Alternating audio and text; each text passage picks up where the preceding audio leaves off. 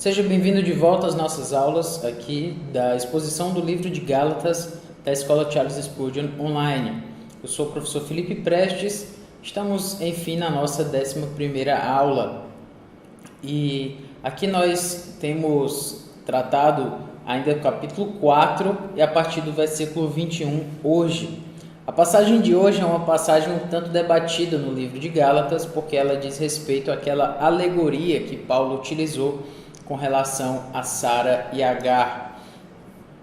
E ela tem sido debatida por vários motivos, certo? Primeiro porque as pessoas ficam um pouco constrangidas, porque Paulo falou de alegoria, mas a gente justamente luta contra o método alegórico a partir do método gramático histórico-gramatical, enfim. Essas questões aí do método hermenêutico, né, que se deve utilizar para interpretar a escritura.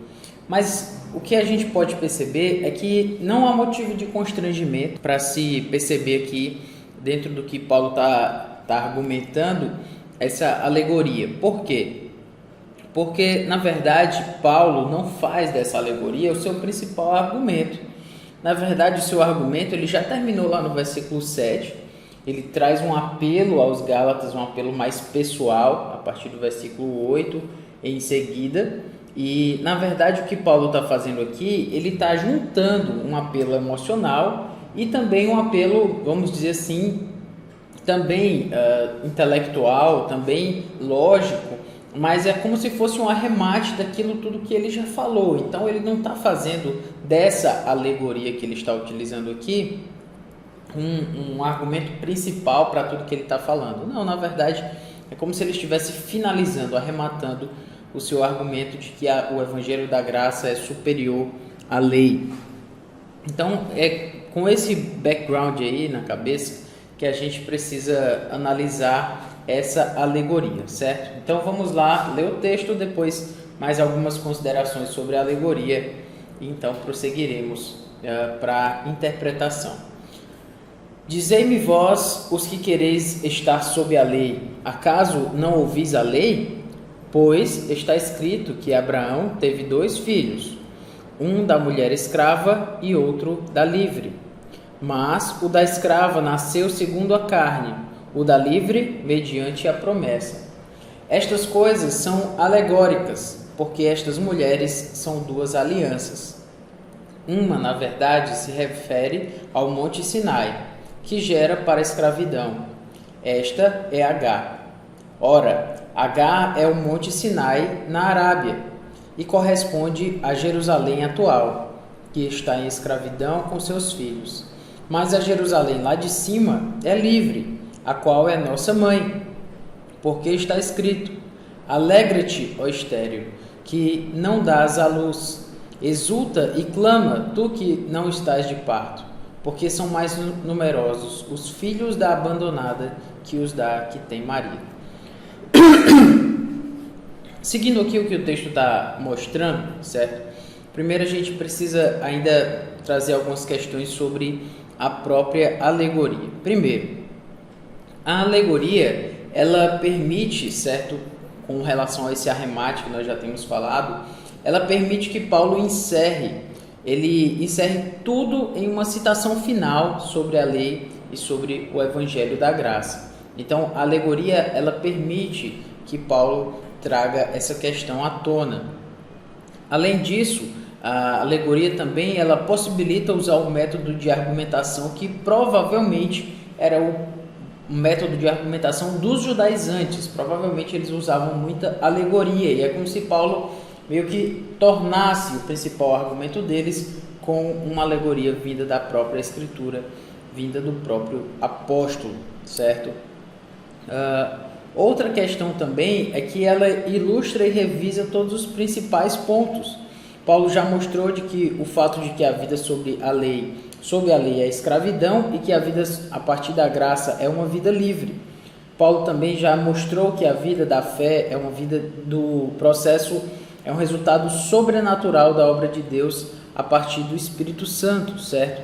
Então, esses são princípios da vida com Deus, da vida de fé, que Paulo já tinha falado e agora essa alegoria, ela ilustra, né, tanto a vida sobrenatural pela fé a partir do Espírito Santo, ele já falou sobre isso, e também de que a vida sob a lei é escravidão e a vida sob a graça é liberdade.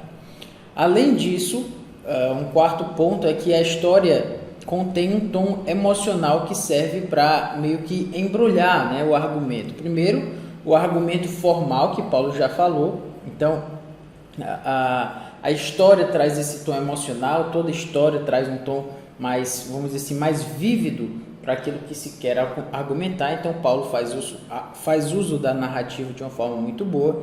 E também é um apelo pessoal, né, um apelo pessoal final daquilo que Paulo já estava falando nos outros versículos. Por último, Paulo também ele dá uma base sobre a qual se pode sugerir que ele, sem dúvidas, tinha pensado, mas não tinha falado ainda de uma forma, porque talvez estivesse relutante, ou seja, Paulo tinha pensado nisso, muito provavelmente, não tinha falado porque estava relutante com relação a esses irmãos lá da Galácia, mas o que ele já tinha pensado é que esses irmãos esses judaizantes, eles deveriam ser expulsos, que a fidelidade dos irmãos a Deus deveria fazer com que eles expulsassem esses judaizantes. E a alegoria dá a base para isso, como a gente vai ver nos próximos versículos. Então a alegoria é como se ela fosse então, ela juntasse de uma forma efetiva essa parte doutrinária e essa parte ética que vai ser levantada mais na frente, certo? Então é como se fosse um link aí do livro de Gálatas para entre a questão doutrinária e a questão mais ética, mais prática que Paulo vai tratar ali a partir do capítulo 5. Então, o que Paulo vai mostrar aqui no capítulo 4, no versículo 21 até o 31, que é o que nós vamos tratar hoje, é que essa alegorização que Paulo fez é que, na verdade, ela mostra aos Gálatas o perigo de eles se submeterem à escravidão da lei, certo? Uma escravidão que, na verdade, é uma vida inferior àquilo que Deus já tinha esperado desses irmãos a partir de uma vida pela graça. Então, a partir desse prisma, né, vamos olhar aqui o versículo 21. Paulo diz: Dizei-me vós, os que quereis estar sob a lei, acaso não ouvis a lei? Então, Paulo chama esses irmãos para a argumentação. Ele diz: vocês que querem estar sob a lei, vocês que querem viver sob as ordenanças da lei, a partir disso viver e buscar a sua salvação, Paulo diz: vocês não ouvem a lei? Vocês não ouvem o que está lá no Antigo Testamento? Então Paulo chama o Antigo Testamento à tona aqui, que era onde os judaizantes eram bem fortes. Então Paulo chama o Antigo Testamento, chama essas pessoas para olharem para o Antigo Testamento e tirarem as suas conclusões a partir dessa alegoria que ele vai fazer. Então ele diz: pois está escrito que Abraão teve 2 filhos, um da escrava e outro da livre. Então o da escrava eu vou colocar aqui em vermelho, os 2 filhos de Abraão, um da escrava e outro da livre. Perceba que desde o começo ao fim aqui, Paulo vai mostrar uma superioridade, certo, do seu argumento, aliás, uma superioridade da vida da graça acima da vida sob a lei, certo? Então, a partir disso, esse status das mulheres, dos filhos, tudo isso vai apontar para essa superioridade da vida na graça, certo? Então, no versículo 21, ele mostra, né, o desejo dos Gálatas de se voltarem para a lei, mas, na verdade, ele chama-os de volta, de fato, para a lei, para a interpretação correta, né, daquilo que aconteceu lá no Antigo Testamento. E ele mostra aí que Abraão teve esses 2 filhos, um com a escrava e outro com a livre. Mas o da escrava nasceu segundo a carne, o da livre mediante a promessa. Então, perceba que o da escrava nasceu segundo a carne e o da livre mediante a promessa. Lembrando aqui esse paralelo que nós vamos lei e graça, certo? Então Paulo mostra que os elementos que Abraão utilizou para que tivesse o seu filho da escrava, que foi uma concepção inferior no sentido de que não foi o da promessa, então foram questões naturais. Então,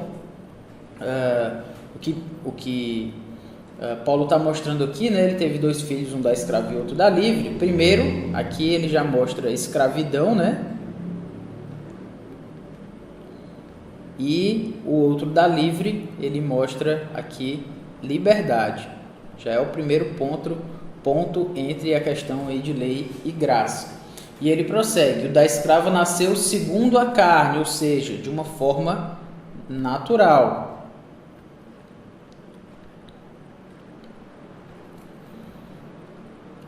O que dá livre, o que mostra a liberdade, nasceu mediante a promessa. Então ele nasceu de uma forma sobrenatural. Então Paulo está mostrando que a vida sob a lei é uma vida de escravidão e é uma vida em que nós buscamos pelos nossos próprios meios fazer aquilo que nós queremos, que foi basicamente o que Abraão fez, né? Quando ele tentou dar um jeito ali na promessa de Deus, ter um filho com a sua escrava. E pela graça, na verdade, o filho que ele teve de uma forma sobrenatural é a vida na graça, justamente para mostrar que sem a vontade de Deus nós vivemos de uma forma inferior. Então ele mostra aqui o seu ponto, né? Que na verdade estas coisas são alegóricas, porque estas mulheres são 2 alianças. Então Paulo utiliza o termo aqui dessas 2 alianças do Antigo, né, e do Novo Testamento, da Antiga Aliança e da Nova Aliança. Então uma se refere ao Monte Sinai, certo? Ao Monte Sinai, que gera para a escravidão, como nós já mencionamos aqui. Esta é Agar. Então vamos colocar aqui Agar. Ora, Agar é o Monte Sinai na Arábia e corresponde a Jerusalém atual. Então é a Jerusalém atual, ou seja, a Jerusalém terrena. É isso que Paulo está mostrando mais uma vez, a questão natural. Esta Agar, né, que foi tomada por Abraão para que ela concebesse um filho que ele achava que poderia vir dela. Então ela mostra essa Jerusalém atual, essa Jerusalém terrena, essa Jerusalém inclusive inferior àquilo que era de fato o que Deus esperava da vida de Abraão. E aí ele mostra que corresponde à Jerusalém atual, que está em escravidão com seus filhos. Ok? Escravidão com seus filhos. Então Paulo chama esses irmãos lá da Galácia para pensarem na Jerusalém atual, que está imbuída lá sobre o judaísmo. É bom lembrar isso aqui, né? Um judaísmo sem o cristianismo, lembrando disso, certo? Então ele está dizendo: vocês estão olhando para Jerusalém? Pois essa Jerusalém atual, ela aponta para esse judaísmo sem Cristo. Uma Jerusalém que está mantendo seus filhos sob escravidão, porque eles estão sob a lei completamente, sem liberdade, sem tranquilidade no coração, vivendo cansados e sobrecarregados, como o Senhor Jesus falou. Mas, e aí o argumento prossegue, a Jerusalém lá de cima é livre, certo? A qual é a nossa mãe, porque está escrito: alegra-te, ó estéril, que não dás à luz, exulta e exclama, tu que não estás de parto, porque são mais numerosos os filhos da abandonada que os da que tem marido. Então, Paulo mostra que, na verdade, Sara, né? Ele não menciona aqui agora, mas nós estamos falando das 2 mulheres de Abraão, das 2 mulheres com quem ele teve filho, e essa Jerusalém lá de cima, ela é uma Jerusalém livre. Então, é uma Jerusalém, vou colocar aqui, futura celeste, certo? Então, essa Jerusalém aqui, ela fala, então, que é livre, a qual é a nossa mãe, ou seja, nós estamos sob a tutela dela, porque está escrito: alegra-te, ó estéril, que não dás à luz, exulta e clama, tu que não estás de parto, porque são mais numerosos os filhos da abandonada que os da que tem marido. Então, Paulo está mostrando que Deus vai fazer um milagre, né, na vida dessa mulher que não tem filhos, porque ela vai gerar filhos de uma forma sobrenatural, e esses filhos vão ser para a glória de Deus. E no caso, ele é esse ponto aí sobre a sobrenaturalidade que está sendo levantado aqui a partir da ideia do cristianismo, certo? Cristianismo. Vamos deixar assim, então. Então, são as duas mulheres, Agar e Sara, elas apontam para essa questão entre lei e graça que está sendo levantado aqui. Apesar das limitações e dificuldades que a mulher que não estava tendo filhos apresentou, ainda assim Deus se mostrou gracioso com ela e lhe deu filhos, no caso Isaac, certo? E o texto vai prosseguir explicando essa questão aí. Mas basicamente o que você precisa entender dessa alegoria é essa dicotomia aqui entre lei e graça, como nós já mencionamos. A lei, que corresponde, deixe-me colocar aqui melhor, a lei que corresponde à escravidão, a algo que foi feito de forma natural, algo que aponta para a mulher Agar, a escrava, aponta para Jerusalém atual, que é a terrena, e que está em vários judeus que estão seguindo ali o judaísmo sem Cristo. E a dicotomia aqui entre a lei e a graça, que aponta para essa liberdade, porque ela era a mulher livre. Sara aponta para o que é sobrenatural, porque o filho que veio dela veio de forma sobrenatural na sua velhice. Aponta para Sara, como já mencionamos, e no caso aqui a Jerusalém, uma Jerusalém futura, uma Jerusalém celeste, em que o cristianismo é o que nos salva pela graça e não pelas obras. Então o argumento aqui de Paulo, ele prossegue falando agora dos filhos, certo?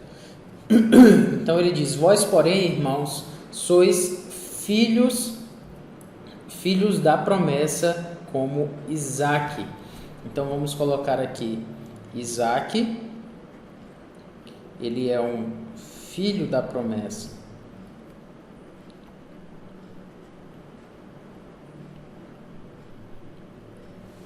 Como, porém, outrora o que nascera segundo a carne perseguia ao que nasceu segundo o Espírito, assim também agora. Então, aqui ele não menciona o nome do outro, mas nós sabemos que é Ismael, né? E no caso ele não é o filho da promessa, ele é o filho da escrava, certo?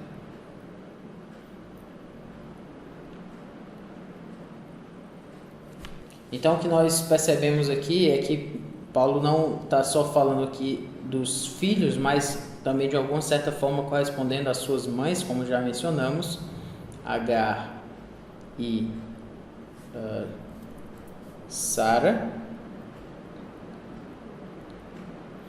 Agar e Sara, Ismael, Isaac, filho da escrava, o filho da promessa. Paulo está mostrando também aqui como, porém, outrora o que nascera segundo a carne. Então, é bom ele tratar essa questão aqui, né, de uma forma natural, como ele já mencionou, ao que nasceu segundo o Espírito. Então, segundo a carne, traz uma questão aqui também novamente natural, que vem do próprio homem, com relação ao que nasceu segundo o Espírito, ou seja, de uma forma sobrenatural.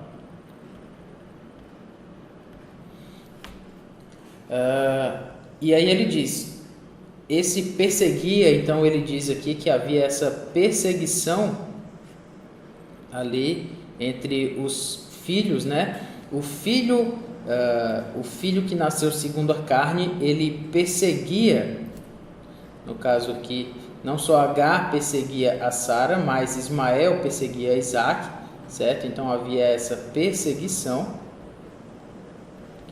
E Paulo está mostrando que isso ainda acontece hoje. As obras, elas permanecem. Aqui é a questão das obras. E aqui é a questão da graça, pela fé.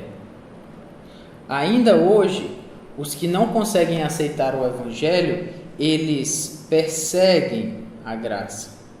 Eles não conseguem aceitar. Então as obras perseguem a graça. Eles não conseguem aceitar que a salvação é algo gratuito, é algo da parte de Deus, é uma obra que foi feita por Deus e não por homens. Eles simplesmente não conseguem aceitar. Então eles permanecem nessa perseguição. E é o caso que Paulo está falando aqui sobre os judaizantes. Eles estão perseguindo aqueles que estão seguindo a salvação pela graça, somente pela fé em Cristo Jesus e não por obras. Então ele simplesmente está dizendo, olha, isso acontece até hoje, é exatamente o que acontece agora e o que acontece nos nossos dias atuais. E aí é interessante porque Paulo prossegue no seu argumento dizendo o seguinte: contudo, o que diz a Escritura? Paulo lançou o seu argumento. Agar, Ismael, filho da escrava, filho de forma natural, filho feito pelas obras, vamos dizer assim. Sara, sua mulher livre, com o seu filho Isaac, o filho da promessa, trazido de uma forma sobrenatural, somente pela graça. O que a Escritura diz? O que o Antigo Testamento diz? Lembre-se que Paulo aqui está chamando novamente esses irmãos para pensarem aí no Antigo Testamento. E aí, o que o Antigo Testamento, que vocês judaizantes davam tanta importância, o que o Antigo Testamento diz? Ele diz, lança fora a escrava. Lança fora a escrava e o seu filho, porque de modo algum o filho da escrava será herdeiro com o filho da livre. Então Paulo está mostrando aqui, em outras palavras, o que aqui, eu vou chamar isso aqui de uma incompatibilidade, certo? Uma incompatibilidade entre esse lado e esse lado. Essa incompatibilidade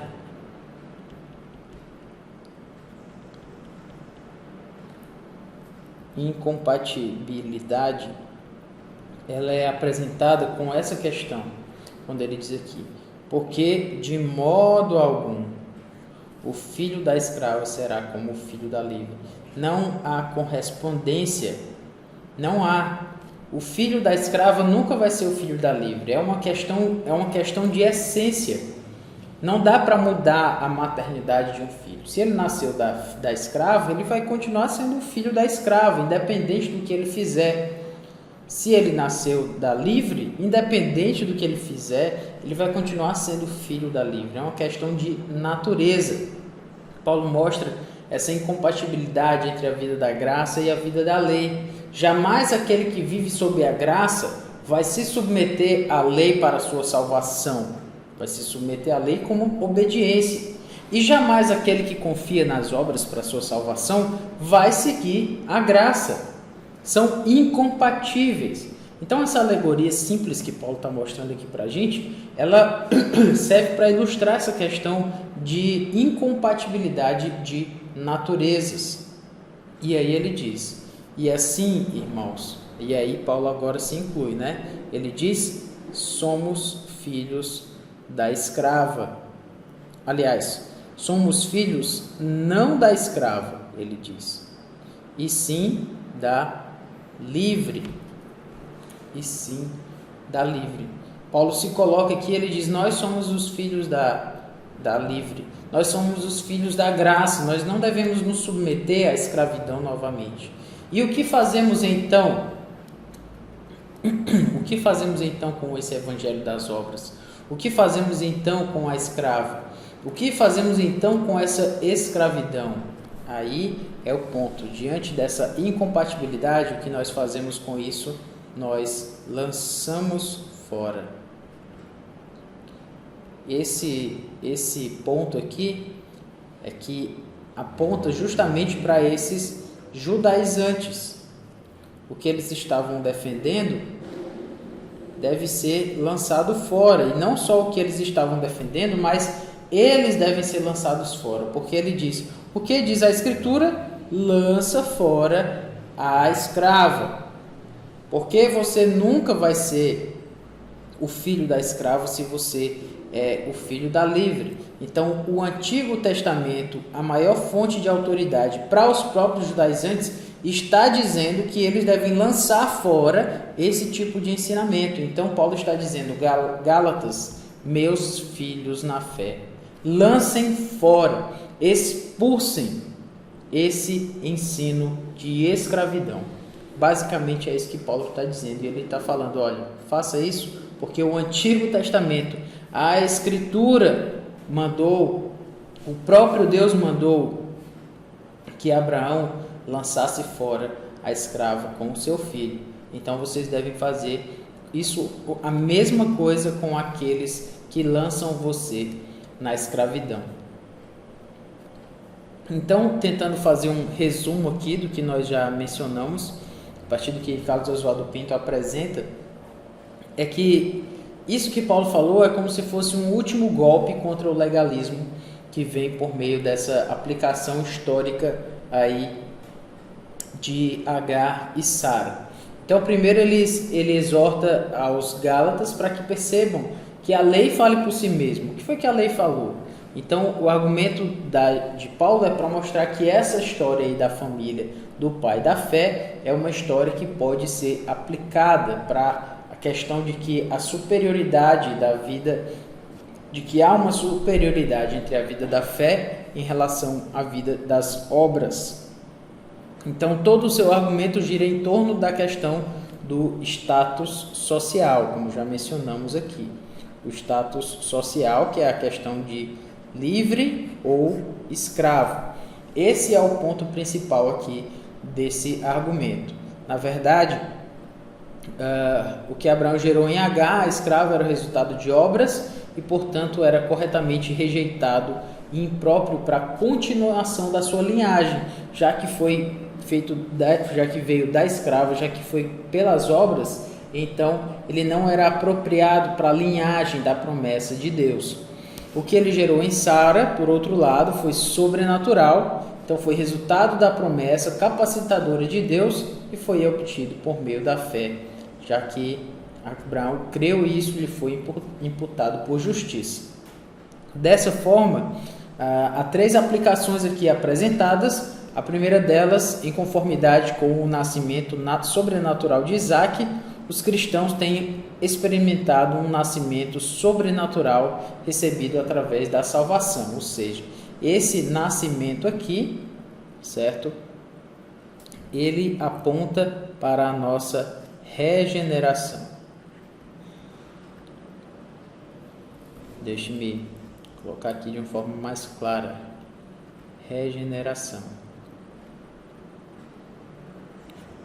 Se Isaac foi o filho da promessa e ele veio de uma forma sobrenatural, aqueles que são feitos filhos de Deus também são regenerados, são nascidos de novo de uma forma sobrenatural. O segundo ponto é que, em conformidade com a perseguição de Ismael, nascido da carne, para com Isaac, ou seja, a partir, já que havia essa perseguição aqui, os falsos mestres até agora se opõem a Paulo e perseguem os crentes. Então, essa questão aqui da perseguição, ela aponta para os falsos mestres, né? Os falsos mestres que o fazem até hoje perseguindo os cristãos e o ensinamento verdadeiro.